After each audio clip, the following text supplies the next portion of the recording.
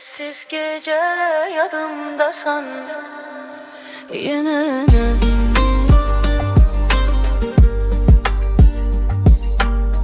adını demeden sevirem seni.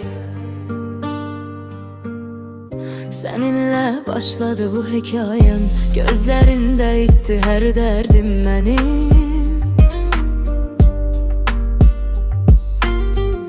Sözler az kalır, hisler çoktur. Sen olmasan yarım kalır günüm. Diyebilmedim, içimde kaldı. Her bakışın yüreğime yazıldı.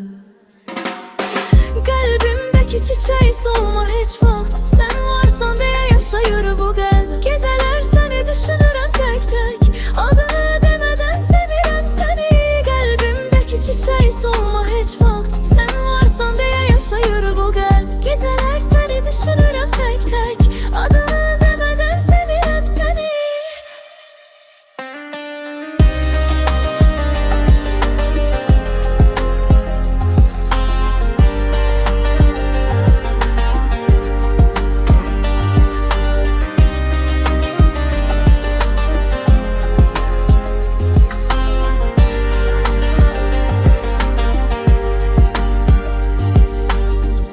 Yollar uzansa da sene tərəf, adımlarım yenə sənə gəlir.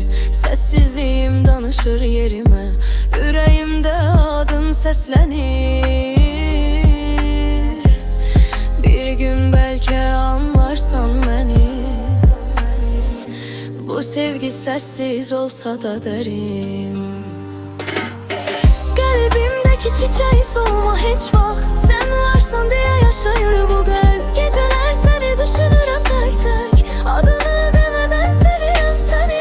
Qəlbimdəki çiçək solma heç vaxt. Sən varsan deyə yaşayır bu qəlb. Gecələr səni düşünürəm tek tek. Adını demədən sevirəm səni.